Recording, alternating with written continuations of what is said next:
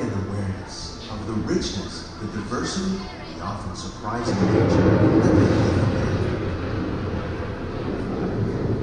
in. Our journey begins as dramatic and sudden changes are sweeping over the land. The approaching storm may seem violent and destructive to us, but to nature, it's a new beginning in the cycle of life.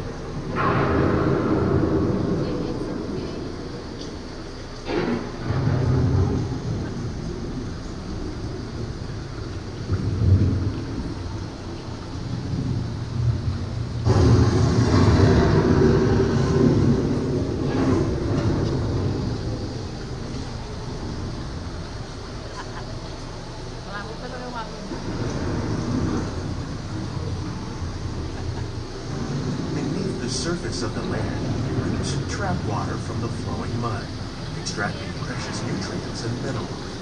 These elements, when combined with sunlight, create the diverse living systems of our planet.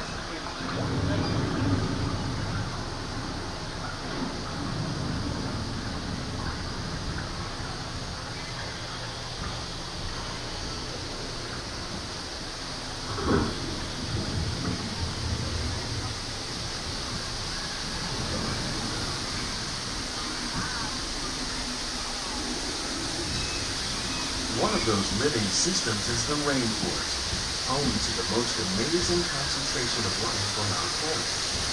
These dense and beautiful forests cover only a tiny portion of the Earth's surface, but they contain more than half of its plant and animal species. Rainforests are also extremely rich in productive living systems, providing us with oxygen, food, medicine, and other elements essential to our lives.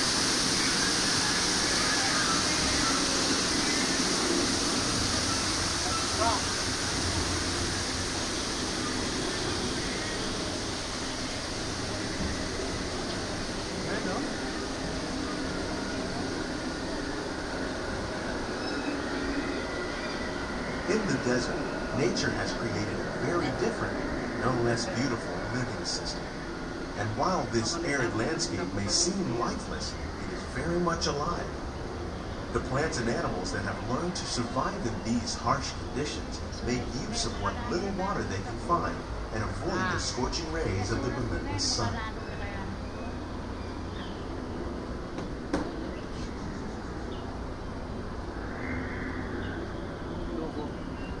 The American prairie once appeared as desolate as the desert, but over time, rainwater and nutrients gradually penetrated the hard surface of this land.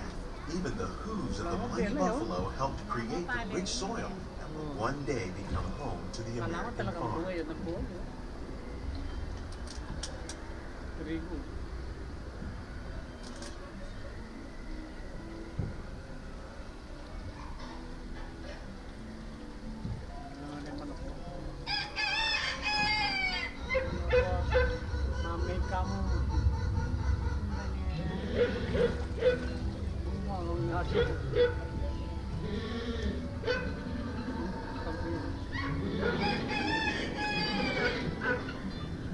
Of all the forces at work on the land, humans have had one of the most profound effects. The need to produce food for a growing world led to the enormous use and sometimes overuse of the land. In our search for more efficient ways to grow food, we often fail to realize the impact of our methods.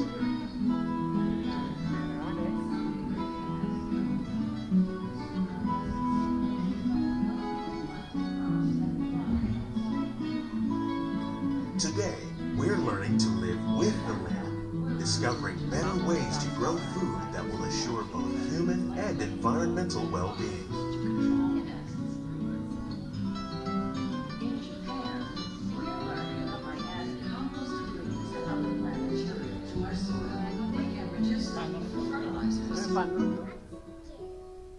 In farmlands across America, we're learning that by plowing under vegetation containing natural fertilizers, we can enrich the soil without the use of chemicals.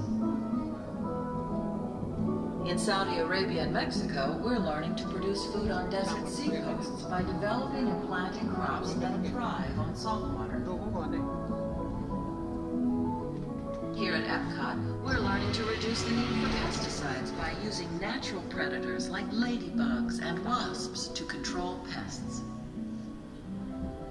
In Japan, we're learning that by adding compost leaves and other plant materials to our soil, we can reduce the need for fertilizers. How will we meet tomorrow's growing needs for food production, yet still respect the needs of the land? Some of the answers are being discovered just ahead. To help us maintain these carefully controlled ecosystems, and for your safety, please remain seated in your boat at all times.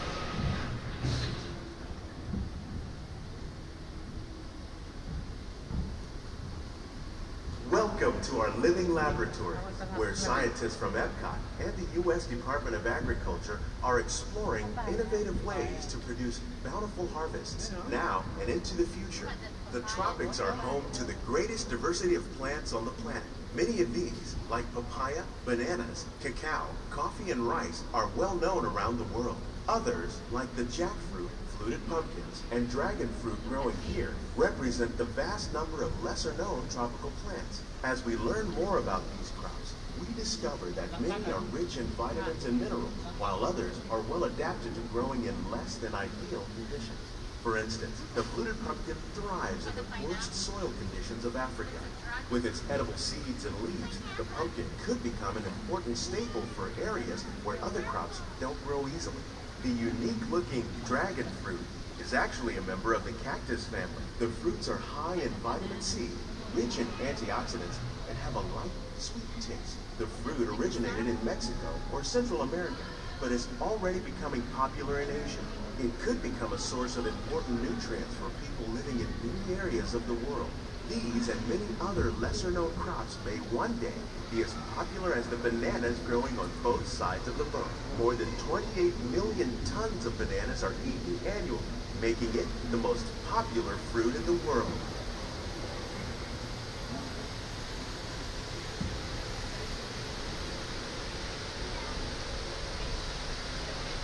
When we mention farming, you probably don't think of fish, but fish farming, or aquaculture, is an innovative way to increase harvests, protect wild fish populations, and produce a healthy crop, like these sturgeons that grow to over 300 pounds.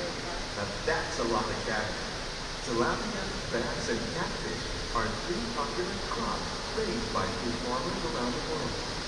Most are grown in open ponds, but innovative recirculation systems like ours can conserve water and more than 200 different species of aquatic animals and plants have been successfully farmed. Even these American alligators can be successfully raised in controlled environments. Nearly half of all fish consumed worldwide is now raised on farms, making aquaculture an important part of our efforts to produce a bountiful harvest and protect natural resources. Here at the land, we grow about 5,000 pounds of fish each year, many of which are featured in restaurants around Walt Disney World.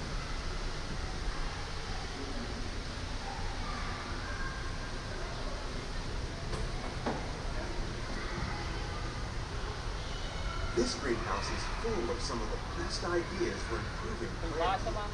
Disease and pests are two of the biggest problems facing farmers around the world. By careful selection and crossbreeding, we can grow crops like these sunflowers and winter melons that are more resistant to pests and diseases.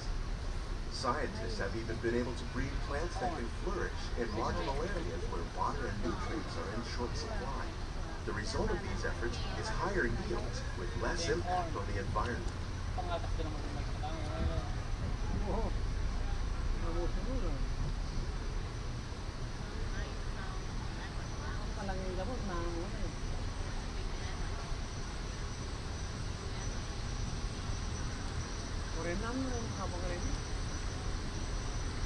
These plants are definitely on their way up. Innovative growing techniques like the ones you see help to increase yields while more efficiently using resources like water, fertilizer, and pesticides. We're growing these nutritious sweet potatoes above ground. This method increases yields, produces larger potatoes, and can be used where rich soil is in short supply. We're growing lettuce using our nutrient film system. This technique precisely controls and recycles water and nutrients. With it, we can produce over 27,000 heads of lettuce a year in just one small area.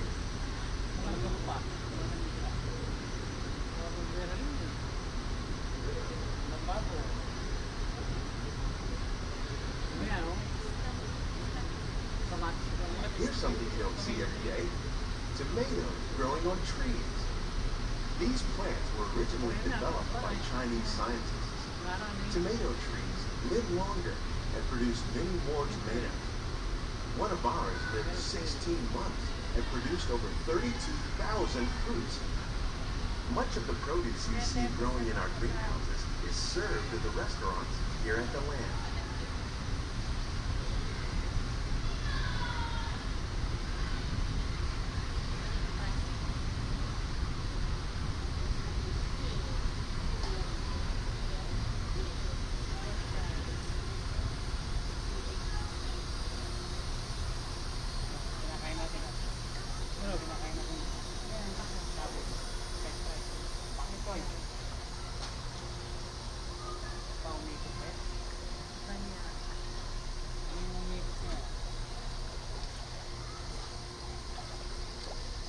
The future of agriculture includes some high-flying ideas like the ones you see here. The aquaponics system on your left integrates hydroponics with aquaculture. The fish provide a source of natural fertilizer for the plants, and the plants help keep the water clean for the fish. It's another great way to produce more while using less resources.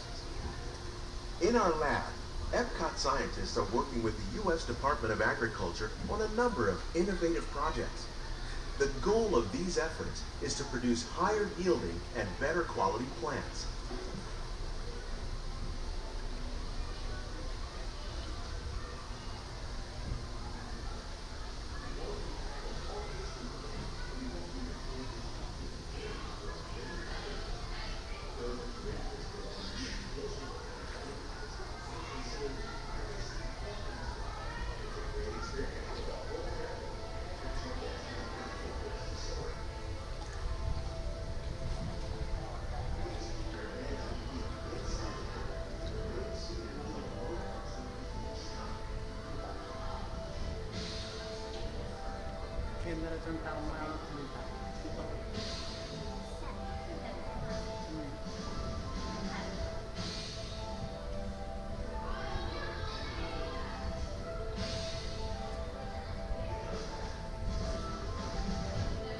These greenhouses represent just a tiny fraction of the work being done worldwide to produce bountiful harvests for our growing population. Around the globe, scientists, farmers, and even backyard gardeners are doing their part to improve the quality and yields of foods that we all rely upon. By working together, we can continue to find innovative ways to increase food production and protect our precious natural environment. Only then will we truly be living with the land.